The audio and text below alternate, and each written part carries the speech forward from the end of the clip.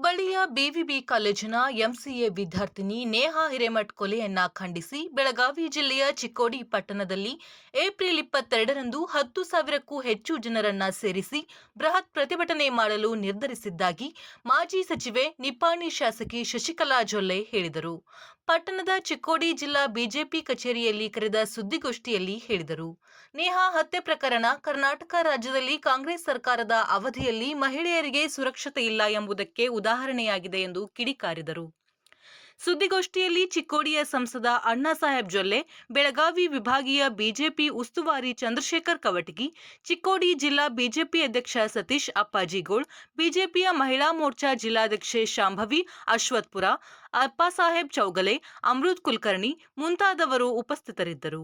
ಶಾಸಕಿ ಶಶಿಕಲಾ ಜೊಲ್ಲೆ ನಡೆಸಿದ ಸುದ್ದಿಗೋಷ್ಠಿಯಲ್ಲಿ ಏನೆಲ್ಲ ಮಾತನಾಡಿದರು ಎಂಬ ಕುರಿತಾದ ಪೂರ್ಣ ವಿಡಿಯೋ ಇಲ್ಲಿದೆ ನೋಡಿ. ನಾವು 21ನೇ ಶತಮಾನದಲ್ಲಿ ವಾಸ ಮಾಡಿದ್ದೀವಿ. 21ನೇ ಶತಮಾನದಲ್ಲಿ ನಾವಿದ್ದೀವಿ. ಈ ಒಂದು ಶತಮಾನ ವಿಜ್ಞಾನ ಯುಗ, ಸ್ಪರ್ಧಾತ್ಮಕ ಯುಗ, ಅದೇ ರೀತಿ ಕಂಪ್ಯೂಟರ್ ಯುಗ ಅಂಥೇಳಿ ನಾವೆಲ್ಲರೂ ಕೂಡ ಗುರುತಿಸ್ಕೊತಾ ಇದ್ದೀವಿ. ಇಂಥ ಒಂದು ಯುಗದಲ್ಲಿ ನಾವು ನೋಡಿದಾಗ ಪುರುಷರ ಸರಿಸಮನಾಗಿ ಮಹಿಳೆಯರು ಕೂಡ ಎಲ್ಲ ಕಡೆಗಳಲ್ಲೂ ಎಲ್ಲ ಕ್ಷೇತ್ರಗಳಲ್ಲೂ ಕೂಡ ತಮ್ಮ ಕಾರ್ಯವನ್ನು ನಿರ್ವಹಿಸ್ತಾ ಇರೋದನ್ನು, ಅದು ಯಶಸ್ವಿಯಾಗಿ ನಿರ್ವಹಿಸ್ತಾ ಇರೋದನ್ನು ನಾವು ನೋಡ್ತಾ ಇದ್ದೀವಿ. ಇಂಥ ಒಂದು ಪರಿಸ್ಥಿತಿಯಲ್ಲಿ ಮೊನ್ನೆ ನಡೆದಂಥ ಹುಬ್ಬಳ್ಳಿಯಲ್ಲಿ ನೇಹಾ ಅಂತಕ್ಕಂಥ ಒಬ್ಬ ವಿದ್ಯಾರ್ಥಿನಿ, ಅವರ ತಂದೆಯವ್ರನ್ನ ನೋಡಿದರೆ ಕಾಂಗ್ರೆಸ್ನ ನಗರ ಸೇವಕರಾಗಿ, ಕೌನ್ಸಿಲರ್ ಆಗಿ ಸೇವೆಯನ್ನು ಮಾಡ್ತಕ್ಕಂಥ ಒಬ್ಬ ಪ್ರತಿಷ್ಠಿತ ವ್ಯಕ್ತಿ. ಅಂಥವರ ಮಗಳು ಪ್ರತಿಷ್ಠಿತವಾದಂಥ ಕಾಲೇಜ್ನಲ್ಲಿ ಓದ್ತಕ್ಕಂಥ ಸಂದರ್ಭದಲ್ಲಿ ಹಾಡು ಹಗಲೇನೆ ಫಯಾಜ್ ಅಂತಕ್ಕಂಥ ಒಬ್ಬ ವಿದ್ಯಾರ್ಥಿ ರಸ್ತೆಯಲ್ಲೇ ಬರ್ತಾನೆ, ಅವಳನ್ನು ನಿಲ್ಲಿಸ್ತಾನೆ, 10ರಿಂದ 11 ಬಾರಿ ಚೂರಿ ಹಾಕಿ ಅವಳಿಗೆ ಒಂದು ಭಯಾನಕ ರೀತಿಯಲ್ಲಿ ಅವಳನ್ನು ಕೊಲೆ ಮಾಡ್ತಾನೆ. ಇದನ್ನು ನೋಡಿದಾಗ ನಮ್ಮ ದೇಶದ ಅನ್ನೋದಕ್ಕಿಂತ ನಮ್ಮ ಕರ್ನಾಟಕ ರಾಜ್ಯದ ಮಹಿಳೆಯರಿಗೆ ಯಾವ ರೀತಿ ಸುರಕ್ಷತೆ ಸಿಗ್ತಾ ಇದೆ ಅನ್ನೋದನ್ನು ನಾವು ನೋಡ್ತಾ ಇದ್ದೀವಿ. ಈಗಿರುವಂಥ ಕಾಂಗ್ರೆಸ್ ಸರ್ಕಾರ, ಅದರ ಮುಖ್ಯಮಂತ್ರಿಗಳಾದಂಥ ಸಿದ್ದರಾಮಯ್ಯ ಅವರಿರ್ಬೋದು, ಉಪಮುಖ್ಯಮಂತ್ರಿಗಳಾದಂಥ ಡಿ ಕೆ ಶಿವಕುಮಾರ್ ಅವರಿರ್ಬೋದು, ಗೃಹ ಮಂತ್ರಿಗಳಾದಂಥ ಪರಮೇಶ್ವರ್ ಅವರಿರ್ಬೋದು, ಇವರು ಎಲ್ಲರೂ ಕೂಡ ಇದಕ್ಕೆ ಜವಾಬ್ದಾರರಾಗ್ತಾರೆ. ಯಾಕಂದರೆ ನಮ್ಮ ನಾಡಿನಲ್ಲಿ ಮಹಿಳೆಯರ ಮೇಲೆ ಇರ್ತಕ್ಕಂಥ ಸುರಕ್ಷತೆ, ಯಾಕಂದರೆ ಎಷ್ಟೋ ವಿಷಯಗಳು ಈ ಸರ್ಕಾರ ಕರ್ನಾಟಕದಲ್ಲಿ ಅಸ್ತಿತ್ವಕ್ಕೆ ಬಂದು 10 ತಿಂಗಳಿನಲ್ಲಿ ಅನೇಕ ಇಂಥ ಹೃದಯ ವಿದ್ರಾವಕ ದೃಶ್ಯಗಳನ್ನು ನಾವು ನೋಡ್ತಾ ಇದ್ದೀವಿ. ಅದು ಮತಾಂಧರಿಗೆ ಒಂದು ಪುಸಲತನ್ನು ಕೊಟ್ಟಂಥ ರೀತಿಯಲ್ಲಿ ಇವತ್ತು ಬೇರೆ ಬೇರೆ ಕಡೆಗಳಲ್ಲಿ ಬೇರೆ ಬೇರೆ ರೀತಿಯಲ್ಲಿ ಅನ್ಯಾಯ ಆಗ್ತಾ ಇದೆ. ಯಾಕಂದರೆ ಒಬ್ಬ ಹೆಣ್ಣು ಮಗಳು ಅಂತಂದರೆ ನಾವು ನಮ್ಮ ನಾಡಿನ, ನಮ್ಮ ಮನೆಯ ಭಾಗ್ಯಲಕ್ಷ್ಮಿ ಅಂತ ಹೇಳ್ತಾ ಇದ್ದೀವಿ. ನಮ್ಮ ಭಾರತೀಯ ಸಂಸ್ಕೃತಿಯಲ್ಲಿ ಯತ್ರ ನಾರ್ಯಸ್ತು ಪೂಜ್ಯಂತೆ ರಮಂತೆ ತತ್ರ ದೇವತಾ ಅಂತ ಹೇಳ್ತಾ ಇದ್ದಾರೆ. ಆದರೆ ಆ ಒಂದು ಮಗು ಏನು ಸಂಕಟವನ್ನು ಅನುಭವಿಸಿರ್ಬೋದು, ಆ ಒಂದು ಚಿತ್ರಣ ಅಲ್ಲಿ ರಸ್ತೆಯಲ್ಲಿ ನಡಿಬೇಕಾದ್ರೆ ಪಕ್ಕದಲ್ಲಿ ಇರ್ತಕ್ಕಂಥವ್ರು ಎಷ್ಟು ಭಯಭೀತರಾಗಿರ್ಬೋದು. ಇಂಥ ಸನ್ನಿವೇಶವನ್ನು ಮತ್ತು ಆ ಮಗುವಿನ ತಂದೆ ತಾಯಿರಿಗೆ ಏನು ಅನಿಸಿರ್ಬೋದು ಅಂತಕ್ಕಂಥದ್ದು ಇವತ್ತು ನಾವೆಲ್ಲರೂ ಕೂಡ ಭಾರತೀಯ ಜನತಾ ಪಾರ್ಟಿ ವತಿಯಿಂದ ಅಷ್ಟೇ ಅಲ್ಲ, ಇಡೀ ಅನೇಕ ಸಂಘಟನೆಗಳು ಕೂಡ ಇದರ ವಿರೋಧವಾಗಿ ಪ್ರತಿಭಟನೆಯನ್ನು ಮಾಡ್ತಾ ಇದ್ದಾರೆ. ಹಾಗಾಗಿ ನಾವೆಲ್ಲರೂ ಕೂಡ ಇದನ್ನು ಖಂಡನೆ ಮಾಡ್ತೀವಿ. ನಿಮ್ಮ ಪಕ್ಷದ ಒಬ್ಬ ಜನಪ್ರತಿನಿಧಿಯ ಮಗಳು, ಅವಳಿಗೆ ಇಂಥ ಹತ್ಯೆ ಆದಾಗ ಅವ್ರ ತಂದೆ ಕೂಡ ಹೇಳ್ತಾರೆ, ಇದನ್ನೇನಾದರೂ ಸರ್ಕಾರ ಮುಚ್ಚಿಟ್ರೆ ನನ್ನ ಮಗಳ ಮೇಲೇ ಅಪವಾದ ಮಾಡಿದರೆ ನಾನು ಸೂಸೈಡ್ ಮಾಡ್ಕೋತೀನಿ ಅಂತಕ್ಕಂಥ ಮಾತನ್ನು ಆ ಒಂದು ನೇಹಾನ ತಂದೆಯವರು ಉಲ್ಲೇಖ ಮಾಡಿದ್ದಾರೆ. ಅಂದರೆ ಅವರ ಪಕ್ಷದ ಜನಪ್ರತಿನಿಧಿಗೂ ಕೂಡ ಒಂದು ಅವ್ರ ಮೇಲೆ ಭರವಸೆ ಇಲ್ಲ, ನನ್ನ ಮಗಳ ಮೇಲೆ ಏನಾದರೂ ಅಪವಾದ ಹಾಕಿ ಆ ಫಯಾಜ್ನನ್ನು ರಿಲೀಸ್ ಮಾಡ್ತಾರೇನೋ, ಅವನಿಗೆ ಶಿಕ್ಷೆಗೆ ಒಳಪಡಿಸೋದಿಲ್ಲೇನೋ ಅನ್ನುವಂಥ ಭಯ ಅವ್ರ ತಂದೆಯಲ್ಲೂ ಕೂಡ ಕಾಡ್ತಾ ಇರೋದು ನಾವು ನೋಡ್ತಾ ಇದ್ದೀವಿ. ಅದರ ಜೊತೆಗೆ ಬಹಳಷ್ಟು ಕಡೆಗಳಲ್ಲಿ ಈ 10 ತಿಂಗಳಲ್ಲಿ ಕೊಡಗು ಜಿಲ್ಲೆಯ ಸಿದ್ದಾಪುರ ಸಮೀಪನಲ್ಲಿ ಇರ್ತಕ್ಕಂಥ ಮಾಲ್ನೂರು ಬಳಿ ಅಲ್ಲೂ ಕೂಡ ಚುನಾವಣೆಯ ಪ್ರಚಾರದಲ್ಲಿ ಇರ್ತಕ್ಕಂಥ ನಮ್ಮ ಕಾರ್ಯಕರ್ತರ ಮೇಲೆ ಹಿಟ್ ಆ್ಯಂಡ್ ರನ್ ಕೇಸ್ ಕೂಡ ಆಯಿತು. ಅದರಲ್ಲಿ ಶಿವನಗೌಡ ರಾಮಪ್ಪ ಅಂತಕ್ಕಂಥವ್ರು ಮೃತಪಟ್ಟರು. ಯಾಕಂದರೆ ಇದನ್ನು ಕೂಡ ಗಂಭೀರವಾಗಿ ಅವ್ರ ಜೊತೆಯಲ್ಲಿರ್ತಕ್ಕಂಥ ಮತ್ತೆ ಉಳಿದಂಥ ಕಾರ್ಯಕರ್ತರು ಗಂಭೀರವಾದಂಥ ಸ್ಥಿತಿಯಲ್ಲಿ ಇವತ್ತು ಆಸ್ಪತ್ರೆಯಲ್ಲಿದ್ದಾರೆ. ಅದರಲ್ಲಿ ಅರ್ಷದ್ ಮತ್ತು ಶೌಕತ್ ಎಂಬವರನ್ನು ಪೊಲೀಸರಿಗೆ ಇವ್ರನ್ನ ಒಪ್ಪಿಸಿದ್ರೂ ಕೂಡ ನಮಗೆ ಬೇಕಾದ ರೀತಿಯಲ್ಲಿ ನ್ಯಾಯ ಒದಗಿಸಿಲ್ಲ. ಯಾಕಂದರೆ ಚುನಾವಣೆ ಪ್ರಚಾರದ ವೇಳೆಯಲ್ಲಿ ನಮ್ಮ ಹಿಂದೂ ಮಕ್ಕಳ ಮೇಲೆ, ನಮ್ಮ ಭಾರತೀಯ ಜನತಾ ಪಾರ್ಟಿಯ ವತಿಯಿಂದ ಪ್ರಚಾರ ಮಾಡೋರ ಮೇಲೆ ಈ ರೀತಿ ಹಲ್ಲೆಗಳಾಗ್ತಾ ಇರೋದನ್ನು ಕೂಡ ನಾವು ನೋಡ್ತಾ ಇದ್ದೀವಿ. ಅದರ ಜೊತೆಗೆ ಸನ್ಮಾನ್ಯ ನರೇಂದ್ರ ಮೋದಿಜಿಯವರು ನಿಜವಾಗ್ಲೂ ಕೂಡ ನಮ್ಮ ದೇಶದ ಇತಿಹಾಸದಲ್ಲಿ ಒಬ್ಬ ದೈವಿ ಪುರುಷರಾಗಿ ನಮಗೆ ಪ್ರಧಾನಿಗಳಾಗಿ ಸಿಕ್ಕಿದ್ದಾರೆ. ಅಂಥ ಒಬ್ಬ ಪ್ರಧಾನಮಂತ್ರಿಯವರ ಮೇಲೆ ಹಾಡನ್ನು ಕಟ್ಟಿ ಒಬ್ಬ ಯುವಕ ಆ ಹಾಡನ್ನು ಹೇಳ್ತಕ್ಕಂಥ ಒಂದು ಸಂದರ್ಭದಲ್ಲಿ ಅಲ್ಲೂ ಕೂಡ ಯುವಕರಿಂದ ಬೇರೆ ಅಲ್ಪಸಂಖ್ಯಾತ ಯುವಕರಿಂದ ಅವನ ಮೇಲೆ ಹಲ್ಲೆ ಆಗ್ತದೆ. ಅದು ಕೂಡ ನಾವು ನೋಡ್ತಾ ಇರಬೇಕಾದ್ರೆ ಈ ಒಂದು ರಾಜ್ಯದಲ್ಲಿ ಕಾನೂನು ವ್ಯವಸ್ಥೆ ಏನಾಗ್ತಾ ಇದೆ ಅನ್ನೋದು ಇಡೀ ನಾಡಿನ ಜನರಿಗೆ ಅದು ಗೊತ್ತಾಗಿರುವಂಥದ್ದಾಗಿದೆ. ಹಾಗಾಗಿ ಇದನ್ನೆಲ್ಲನೂ ಕೂಡ ನೋಡಿದಾಗ ಬಹಳಷ್ಟು ರೀತಿಯಲ್ಲಿ ನಾವು ಈ ಒಂದು ಕರ್ನಾಟಕ ನಾಡಿನಲ್ಲಿ ಯಾರೂ ಕೂಡ ಸುರಕ್ಷತೆಯಾಗಿಲ್ಲ.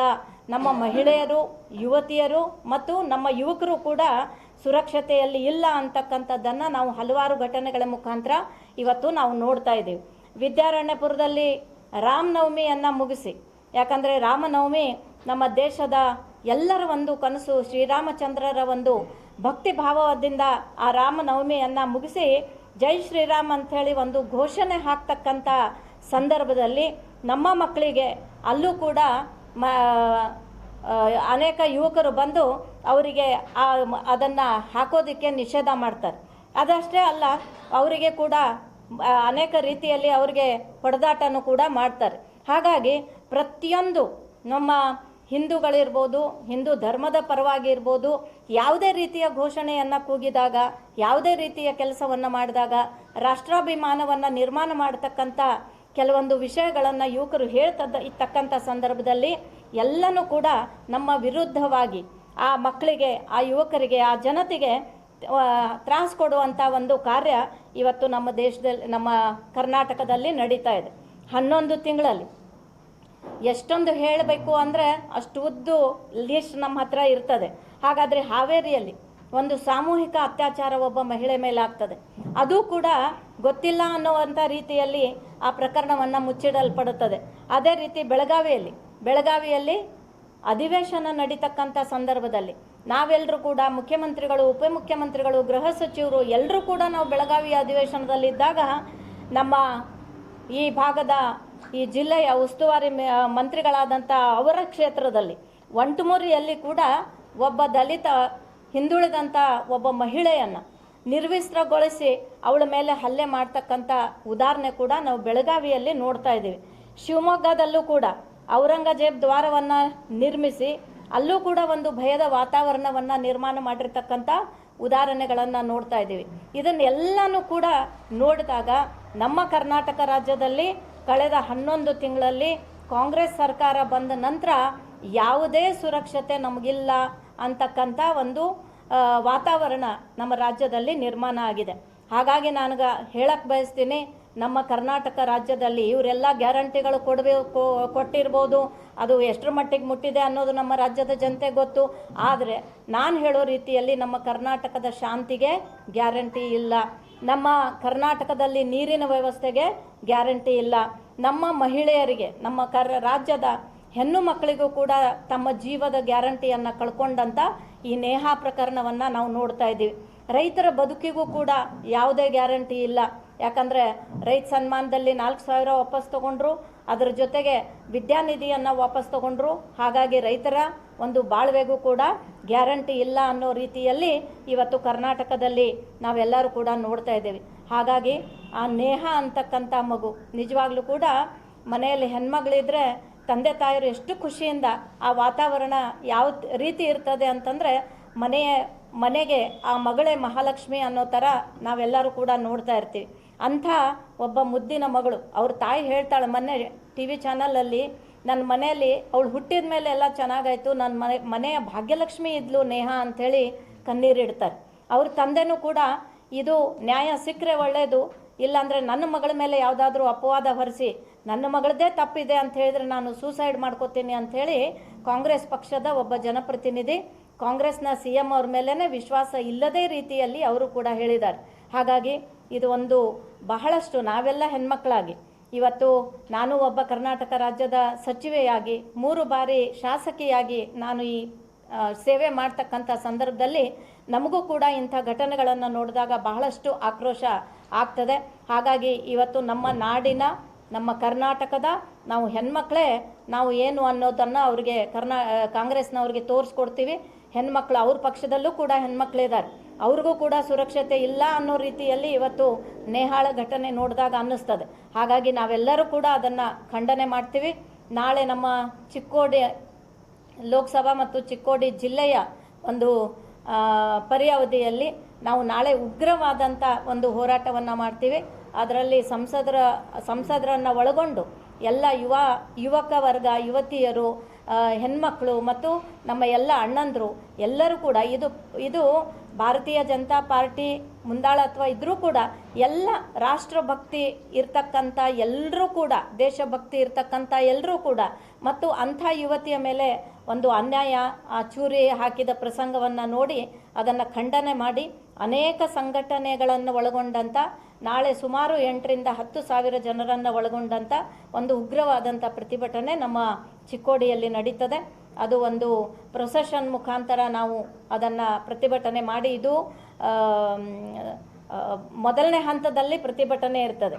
ಆದರೆ ಆ ನೇಹಾಗೆ ನ್ಯಾಯ ಸಿಗಲಿಲ್ಲ ಅಂತಂದರೆ ಅದು ಎಷ್ಟು ಉಗ್ರವಾದಂಥ ಪ್ರತಿಭಟನೆ ಆಗ್ತದೆ ಅನ್ನೋದನ್ನು ನಾವು ತೋರಿಸ್ಕೊಡ್ತೀವಿ. ಹಾಗಾಗಿ ನೇಹಾನಂತಿರ್ತಕ್ಕಂಥ ಪ್ರತಿಯೊಂದು ಮನೆಯಲ್ಲಿರ್ತಕ್ಕಂಥ ಹೆಣ್ಣು ಮಕ್ಕಳ ತಾಯಂದ್ರಿಗೆ ಇವತ್ತು ಭಯ ಕಾಡ್ತಾ ಇದೆ. ಹಾಗಾಗಿ ನಾವೆಲ್ಲರೂ ಅವ್ರ ಪರವಾಗಿದ್ದೀವಿ, ಎಲ್ಲ ಪಾಲಕರ ಪರವಾಗಿದ್ದೀವಿ ಮತ್ತು ನೇಹಾಳ ತಂದೆ ತಾಯಿಯರ ಪರವಾಗಿದ್ದೀವಿ ಮತ್ತು ಸಿದ್ದರಾಮಯ್ಯ ಅವರನ್ನು ಮತ್ತು ಉಪಮುಖ್ಯಮಂತ್ರಿಗಳನ್ನು ಮತ್ತು ಗೃಹ ಸಚಿವರಿಗೆ ನಾವೆಲ್ಲರೂ ಕೂಡ ಹೇಳ್ತೀವಿ, ಇದನ್ನು ನ್ಯಾಯ ಒದಗಿಸ್ಕೊಟ್ರೆ ಒಳ್ಳೆಯದು, ಇಲ್ಲಾಂದರೆ ಇದರ ಒಂದು ಉಗ್ರ ಹೋರಾಟ ಬೇರೆ ಸ್ವರೂಪದಲ್ಲಿರ್ತದೆ ಅಂತಕ್ಕಂಥ ಒಂದು ವಿಚಾರವನ್ನು ನಾನು ವ್ಯಕ್ತಪಡಿಸೋದಕ್ಕೆ ಬಯಸ್ತಾ ಇದ್ದೇನೆ. ಪ್ರೊಸೆಷನ್ ರೂಟ್ ಗಾಂಧಿ ಕಟ್ಟೆಯಿಂದ ಅಂಕಲಿಗುಡಿದ ಸೋಮವಾರಪೇಟೆ ಮಾರ್ಗವಾಗಿ ಬಸವೇಶ್ವರ ಸರ್ಕಲ್. ಮೇಡಮ್, ಈಗ ರಾಜ್ಯ ಸರ್ಕಾರ ಹಿಂದೂ ವಿರೋಧಿ ನೀತಿಯನ್ನು ಈ ಚುನಾವಣೆಯಲ್ಲಿ ಬಳಸ್ಕೊಳ್ಳೋಕ್ಕೆ ತಯಾರಾಗ್ತಾ ಇದೆಯಾ? ದೊಡ್ಡ ಮಟ್ಟದಲ್ಲಿ ಇದನ್ನು ತಗೊಂಡು ಹೋಗುತ್ತೆ. ಹಿಂದೂ ವಿರೋಧಿ ನೀತಿ ಮಾಡ್ತಾ ಇದೆಯೋ ಅಥವಾ ಏನು ಮಾಡ್ತಾ ಇದೆಯೋ ಅನ್ನೋದಕ್ಕಿಂತ ಈ ಸಾವು ನೋಡಿದಾಗ ನಮಗೊಂದು ಕಡೆ ಅನ್ನಿಸ್ತದೆ, ರಾಜ್ಯ ಸರ್ಕಾರ ತಮ್ಮ ಕಾನೂನು ಸುವ್ಯವಸ್ಥೆಯನ್ನು ಮತ್ತು ಇಡೀ ರಾಜ್ಯ ಸರ್ಕಾರದ ಒಂದು ಯಂತ್ರಣೆ ವಿಫಲ ಆಗಿದೆ ಅಂತಕ್ಕಂಥದ್ದು ನಮಗೆ ಕಂಡು ಬರ್ತದೆ ಮತ್ತು ಆಗಿದೆ. ಯಾಕಂದರೆ ಯಾವುದೋ ಒಂದು ಸಮಾಜವನ್ನು ಒಪ್ಸೋದಕ್ಕಿರ್ಬೋದು ಅಥವಾ ತಮ್ಮ ವೋಟು ಬ್ಯಾಂಕ್ಗಳನ್ನು ಭದ್ರಪಡಿಸ್ಕೊಳ್ಳೋದಕ್ಕಿರ್ಬೋದು, ಅದು ಈ ರೀತಿ ಮಾಡುವಂಥದ್ದು ಇದು ಸರಾಸರಿ ತಪ್ಪು. ಹಿಂದೂ ವಿರೋಧಿ ಮಾಡಿದರೆ ಹಿಂದೂಗಳು ಏನು ಉತ್ತರ ಕೊಡಬೇಕೋ ಈ ಇಲೆಕ್ಷನಲ್ಲಿ ತೋರಿಸ್ತಾರೆ. ಹಾಗಾಗಿ ನೇಹಾನಂತ ಪ್ರಾಮಾಣಿಕವಾದಂಥ ಒಂದು ಏನೂ ತಪ್ಪಿಲ್ಲದೆ ಇರತಕ್ಕಂಥ ಒಂದು ಕೂಸಿನ ಮೇಲೆ ಈ ರೀತಿ ಹಲ್ಲೆ ಆಗ್ತದೆ. ಜೈ ಶ್ರೀರಾಮ್ ಅಂತಕ್ಕಂಥ ಕೂಗನ್ನು ಹಾಕಿರ್ತಕ್ಕಂಥ ವಿದ್ಯಾರ್ಥಿಗಳ ಮೇಲೆ ಹಲ್ಲೆ ಆಗ್ತದೆ. ಬೋಲೋ ಭಾರತ್ ಮಾತಾ ಕಿ ಅಂತಂದರೆ ಅವ್ರ ಮೇಲೆ ಹಲ್ಲೆ ಆಗ್ತದೆ. ಅಂದರೆ ಇದು ನಾವು ಭಾರತ ದೇಶದಲ್ಲಿದ್ದೀವೋ ಎಲ್ಲಿದ್ದೀವೋ ಅಂತಕ್ಕಂಥ ಒಂದು ಪ್ರಶ್ನೆ ನಮಗೆ ಕಾಡ್ತದೆ. ಹಾಗಾಗಿ ನಾವು ಸಹಿಸ್ಕೊಂಡು ಇಲ್ಲಿವರೆಗೂ ಸಹಿಸ್ಕೊಂಡಿದ್ದೀವಿ. ಆದರೆ ಮೋದಿಜಿಯವರು ಹೇಳೋ ರೀತಿಯಲ್ಲಿ ನಾವ್ಯಾರನ್ನೂ ಕೆಣಕಂಗಿಲ್ಲ, ಕೆಣಕಿದವ್ರನ್ನ ನಾವು ಸಡ್ಲು ಬಿಡಂಗಿಲ್ಲ ಅನ್ನೋ ರೀತಿಯಲ್ಲಿ ಏನೇ ಅವರು ಸರ್ಕಾರದವರು ಮಾಡಿದರೂ ಕೂಡ ಇದನ್ನೆಲ್ಲ ನೋಡಿದಾಗ ಎಲ್ಲೋ ಒಂದು ಕಡೆ ನಮಗೆಲ್ಲರಿಗೂ ವಿರೋಧ ಮಾಡ್ತಾ ಇದ್ದಾರೇನೋ ಅನ್ನುವಂಥ ಒಂದು ಸಂಶಯ ಕಂಡು ಬರ್ತದೆ. ಹಾಗಾಗಿ ಇಂಥ ಕೃತ್ಯಗಳನ್ನು ಇನ್ನು ಮುಂದೆ ಕರ್ನಾಟಕದ ಜನ ಒಪ್ಪಂಗಿಲ್ಲ, ಅವರಿಗೆ ತಕ್ಕದಾದಂಥ ಉತ್ತರವನ್ನು ಕೊಡ್ತಾರೆ ಮತ್ತು ಈ ಯಾರ್ಯಾರು ಅಪರಾಧಿಗಳಿದ್ದಾರೆ ಅವರಿಗೆ ಕಠಿಣವಾದಂಥ ಶಿಕ್ಷೆ ಆಗೋವರೆಗೂ ನಾವು ಕೂಡ ಸುಮ್ಮನೆ ಇರಂಗಿಲ್ಲ ಅಂತ ಹೇಳೋದಕ್ಕೆ ಬಯಸ್ತೇನೆ. ಮೇಡಮ್, ಈಗ ಸ್ವತಃ ಗೃಹ ಸಚಿವರೇ ಹೇಳ್ತಾರೆ ಅವರು ಕೂಡ ಇಬ್ಬರು ಕೂಡ ಲವ್ ಮಾಡ್ತಾ ಇದ್ರು ಅನ್ನೋಂಥ ಒಂದಷ್ಟು ಬೇರೆ ಬೇರೆ ವಿಚಾರಗಳನ್ನ ಮುನ್ನೆಲೆ ತಂದುಬಿಡ್ತಾರೆ, ಬಳಿಕ ಕ್ಷಮೆ ಕೇಳ್ತಾರೆ. ಈಗ ಪ್ರಕರಣದ ದಿಕ್ಕನ್ನೇ ತಪ್ಪಿಸೋಕೆ ಹೋಗ್ತಾ ಇದೆ. ಏನಂತಂದ್ರೆ ಇಬ್ರು ಲವ್ ಮಾಡ್ತಾ ಇದ್ರು, ಇದರಲ್ಲಿ ಹಿಂದೂ ಮುಸ್ಲಿಂ ಅನ್ನೋದು ಏನು ಬಂತು, ಇಬ್ರು ಮದುವೆ ಮಾಡ್ಕೊಳ್ಳೋಕೆ ಕೂಡ ಹೊರಟಿದ್ರು ಅನ್ನೋಂಥ ಕೆಲವೊಂದಷ್ಟು ವಿಚಾರಗಳು ಈಗ ಅದನ್ನ ಬಿಡ್ತಾ ಇದ್ದಾರೆ. ಅದಕ್ಕೆ ನಾನು ಸ್ಟಾರ್ಟಿಂಗಲ್ಲೇ ಹೇಳಿದೆ, ನೇಹಾಳ ತಂದೆ ಸ್ಪಷ್ಟವಾಗಿ ಹೇಳಿದ್ದಾರೆ, ಇವತ್ತು ನನ್ನ ಮಗಳ ಕೊಲೆ ಆಗಿದೆ, ಹಾಡು ಹಗಲೇನೆ ರಸ್ತೆ ಮೇಲೇ 10 ರಿಂದ 11 ಬಾರಿ ಚೂರಿ ಹಾಕಿ ನನ್ನ ಮಗಳನ್ನು ಕೊಂದಿದ್ದಾರೆ ಮತ್ತು ಇವತ್ತು ನಾನು ಆ ಯಾರು ಅಪರಾಧಿ ಇದ್ದಾನೆ ಅವನಿಗೆ ಕಠಿಣ ಶಿಕ್ಷೆ ಆಗಬೇಕು.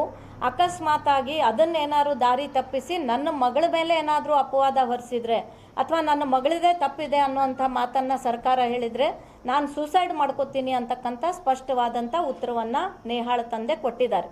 ಹಾಗಾಗಿ ಇವತ್ತು ಏನೇ ಆದರೂ ಕೂಡ ಆ ತಂದೆಯನ್ನು ಕೂಡ ಅವರು ಕಾಂಗ್ರೆಸ್ ಪಾರ್ಟಿಯವ್ರದ್ದೇ ಒಬ್ಬ ಜನಪ್ರತಿನಿಧಿ, ಅವರು ಕೂಡ ಈ ಮಾತನ್ನು ಹೇಳ್ತಾರೆ ಅಂತಂದರೆ ಇವತ್ತು ನೀವು ಹೇಳಿದ ರೀತಿಯಲ್ಲಿ ನಮ್ಮ ಗೃಹ ಸಚಿವರು ಕೂಡ ದಾರಿ ತಪ್ಪಿಸುವಂಥ ಕಾರ್ಯ ಮಾಡಬಾರ್ದು. ಮಾಡಿದರೆ ಅದಕ್ಕೆ ಯಾರೂ ಕೂಡ ಕರ್ನಾಟಕದ ಜನ ಸುಮ್ಮನೆ ಇರಲ್ಲ. ಆ ನೇಹಾಳ ತಂದೆನೇ ಸ್ಪಷ್ಟವಾಗಿ ಈ ರೀತಿ ಸಂಶಯದಿಂದ ಹೇಳಿರೋದ್ರಿಂದ ಯಾರೂ ಕೂಡ ನಾವು ಕೂಡ ಸುಮ್ಮನೆ ಇರಂಗಿಲ್ಲ. ಅವರು ಗೃಹ ಸಚಿವರು ಇರ್ಬೋದು, DCM ಅವರು ಇರ್ಬೋದು, CM ಅವರು ಇರ್ಬೋದು, ಇದಕ್ಕೆ ತಕ್ಕ ಉತ್ತರವನ್ನು, ತಕ್ಕ ಒಂದು ನ್ಯಾಯವನ್ನು ನೇಹಾಗೆ ಕೊಡಬೇಕು. ಇಲ್ಲ ಅಂದರೆ ನಾವು ನಾಳೆ ಪ್ರತಿಭಟನೆ, ಇದು ನಮ್ಮ ಪ್ರಥಮ ಒಂದು ರ್ಯಾಲಿ ಇರ್ತದೆ. ಆದರೆ ಈ ರೀತಿ ಆ ನೇಹಾಗೆ ನ್ಯಾಯ ಸಿಗಲಿಲ್ಲ ಅಂತಂದರೆ ನಾವು ಕರೆಯೋಕ್ಕಿಂತ ಮುಂಚೆ ಎಲ್ಲ ಪಾಲಕ ವೃಂದದವರು, ವಿಶೇಷವಾಗಿ ತಾಯಂದರು, ನಮ್ಮ ಕರ್ನಾಟಕ ರಾಜ್ಯದ ತಾಯಂದರು ಹೊರಗಡೆ ಬಂದು ನಿಂತರೆ ಏನು ಉತ್ತರ ಕೊಡಬೇಕೋ ಆ ಉತ್ತರವನ್ನು ನಾವು ಕೊಡ್ತೀವಿ ಅಂತಕ್ಕಂಥ ಮಾತನ್ನು ಹೇಳ್ತಾ ಇದ್ದೇನೆ. ಹಾಗಾಗಿ ಅವ್ರ ತಂದೆನೇ ಸಂಶಯ ವ್ಯಕ್ತಪಡಿಸಿರೋದ್ರಿಂದ ಆ ರೀತಿ ಮಾಡಬಾರ್ದು. ಮಾಡಿದರೆ ನಾವು ಸುಮ್ಮನೆ ಇರಲ್ಲ ಅಂತಕ್ಕಂಥದ್ದನ್ನು ನಾನು ಹೇಳಕ್ಕೆ ಬಯಸ್ತೀನಿ.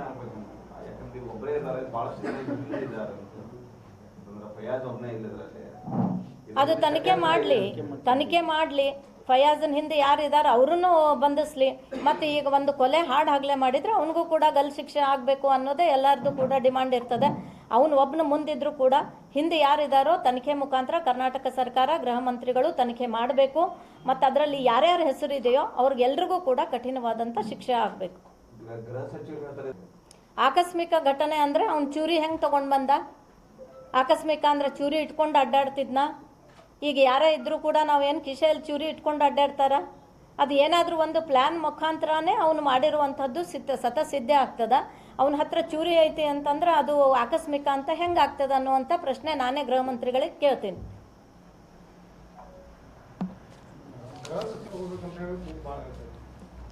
ಗೃಹ ಸಚಿವರ ರಾಜೀನಾಮೆ ಅಂತೂ ಕೊಡಲೇಬೇಕು. ಅದರ ಜೊತೆಗೆ CM ಅವರು ಕೂಡ ಅಷ್ಟೇ ಜವಾಬ್ದಾರರಿದ್ದಾರೆ, DCM ಅವರು ಕೂಡ ಅಷ್ಟೇ ಜವಾಬ್ದಾರರಿದ್ದಾರೆ. ಹಾಗಾಗಿ ಅವರು 3 ಮಂದಿನೂ ಕೂಡ ಜವಾಬ್ದಾರರಾಗ್ತಾರೆ. ಹಾಗಾಗಿ ಗೃಹ ಸಚಿವರು ರಾಜೀನಾಮೆ ಇದು ತಕ್ಕ ಉತ್ತರ ಕೊಡಲಿಲ್ಲ, ಇದು ಕಠಿಣ ಶಿಕ್ಷೆ ಆಗಲಿಲ್ಲ ಅಂತಂದರೆ ಇಂಥ ಕಾನೂನು ಸುವ್ಯವಸ್ಥೆ ಹಾಡಾಗಲೇ ಒಬ್ಬ ಯುವತಿಯ ಮೇಲೆ ಈ ರೀತಿ ಹಲ್ಲೆ ಆಗ್ತದಂದರೆ ನಮಗೊಂಥರ ಭಯ ನಿರ್ಮಾಣ ಆಗಿದೆ ಕರ್ನಾಟಕದಲ್ಲಿ. ನಾವು ಮಹಿಳೆಯರು ಕೂಡ ಬೆಳಿಗ್ಗೆ ಹೊತ್ತು ಕೂಡ ಅಡ್ಡಾಡೋದಕ್ಕೆ ನಮಗೆ ಸಾಮರ್ಥ್ಯ ಇಲ್ಲ ಅನ್ನೋ ರೀತಿಯಲ್ಲಿ ಆಗ್ತಾ ಇದೆ. ತಾಯಂದರು ತಮ್ಮ ಮಕ್ಕಳನ್ನು ಸ್ಕೂಲಿಗೆ ಕಳಿಸ್ತಾ ಇದ್ದಾರೆ, ಎಕ್ಸಾಮ್ ಇದಾವೆ ಕಾಲೇಜಿಗೆ ಕಳಿಸ್ತಾ ಇದ್ದಾರೆ. ಪ್ರತಿಯೊಬ್ಬ ತಾಯಿ ತನ್ನ ಮಗಳು ಸ್ಕೂಲಿಗೆ ಹೋಗಿ ಮನೆಗೆ ಬರುವಷ್ಟು ದಿನಾನೂ ಈ ರೀತಿ ಹೆದರಿ ಬದುಕುವಂಥ ಒಂದು ವಾತಾವರಣ ನಮ್ಮ ಕರ್ನಾಟಕದಲ್ಲಿ ನಿರ್ಮಾಣ ಆಗಿದೆ. ಹಾಗಾಗಿ ಅವರೆಲ್ಲರನ್ನೂ ಕೂಡ ರಾಜೀನಾಮೆ ಕೊಡೋದು ಬಹಳ ಯೋಗ್ಯ ಅಂತ ನನಗೂ ಕೂಡ ಅನ್ನಿಸ್ತದೆ. ಇಂಥ ವಿಷಯ ರಾಜಕೀಯಕ್ಕೆ ಬೆಳೆಸ್ಕೊಳ್ಳುವಂಥ ವಿಷಯ ಸಾಕಷ್ಟು ಇದ್ದಾವೆ. ಆದರೆ ಒಂದು ಹೆಣ್ಣು ಮಗಳನ್ನು, ಒಬ್ಬ ಯುವತಿಯನ್ನು ಹಾಡು ಹಗಲೇ ಎಲ್ಲರ ಎದುರುಗಡೆ ಚೂರಿ ಹಾಕಿ ಒಬ್ಬ ಹುಡುಗ ಕೊಲೆ ಮಾಡ್ತಾನಂದ್ರೆ ಇದು ರಾಜಕೀಯದ ಹೊರತು ರಾಜಕೀಯ ಬಿಟ್ಟು ಇದು ರಾಜಕೀಯರೇತವಾಗಿ ಎಲ್ಲರೂ ಕೂಡ ಖಂಡಿಸ್ತಾರೆ. ಇದು ನಾವು ರಾಜಕೀಯಕ್ಕೆ ಬೆಳೆಸ್ಕೊಳ್ಳೋ ಅಷ್ಟು ನಾವು ಸಣ್ಣ ಪಾರ್ಟಿ ಅಥವಾ ಸಣ್ಣ ಸಂಘಟನೆಯವರು ಅಲ್ಲ. ಇದು ಒಬ್ಬ ಯುವತಿ ಮೇಲೆ ಆಗತಕ್ಕಂಥ ಅನ್ಯಾಯ. ಇದಕ್ಕೆ ನಾವೆಲ್ಲರೂ ಕೂಡ ನಮ್ಮ ಪಕ್ಷಾತೀತವಾಗಿ ಮತ್ತು ರಾಜಕೀಯತೆಯವಾಗಿ ನಾವು ಕೂಡ, ನಾನು ಒಬ್ಬ ತಾಯಿ ಇದ್ದೀನಿ, ನನ್ನ ಮನೆಯಲ್ಲೂ ಕೂಡ ಹೆಣ್ಮಕ್ಳಿದ್ದಾರೆ. ಇಲ್ಲಿ ಇರ್ತಕ್ಕಂಥ ಎಲ್ಲರ ಮನೆಯಲ್ಲಿ ಹೆಂಡತಿಯರಿದ್ದಾರೆ, ಅಕ್ಕಂಗಿಯರಿದ್ದಾರೆ, ಮಗಳಿದ್ದಾಳೆ. ಆದರೆ ನಾವೆಲ್ಲರೂ ಇಂಥ ವಿಷಯವನ್ನು ರಾಜಕೀಯಕ್ಕೆ ಎಳ್ಕೊಳ್ಳೋ ಅಷ್ಟು ಮೂರ್ಖರಲ್ಲ. ಈ ರೀತಿ ವಾತಾವರಣ ಇದು ಅನ್ಯಾಯ. ಹಾಗಾಗಿ ನಾವು ಇದನ್ನು ಪ್ರತಿಭಟನೆ ಮಾಡ್ತಾ ಇದ್ದೀವಿ, ಖಂಡಿಸ್ತಾ ಇದ್ದೀವಿ. ಇದಕ್ಕೂ ರಾಜಕೀಯಕ್ಕೂ ಯಾವುದೇ ರೀತಿಯ ರಾಜಕೀಯಕ್ಕೆ ಬಳಸ್ಕೋ ಅಂಥ ವಿಷಯ ಇದಲ್ಲ. ಮತ್ತು ನಾವು ರಾಜಕೀಯ ಪಕ್ಷದಲ್ಲಿದ್ದೀವಿ. ಹಾಗಾಗಿ ರಾಜಕೀಯವಾಗಿ ನಾವು ರಾಜಕೀಯ ಪಕ್ಷದ ಅಡಿಯಲ್ಲೂ ಕೂಡ ನಾವು ಮಾತಾಡಬೇಕಾಗ್ತದೆ. ಅದು ಬಿಟ್ಟು ಕೂಡ ನಾನು ಒಬ್ಬ ತಾಯಿ ಇದ್ದೇನೆ. ಹಾಗಾಗಿ ಈ ಮಾತನ್ನು ರಾಜಕೀಯಕ್ಕೆ ಉಪಯೋಗಿಸ್ಕೊಳ್ಳುವಂತಹ ಒಂದು ಪ್ರಮೇಯ ಇಲ್ಲ. ಧನ್ಯವಾದ.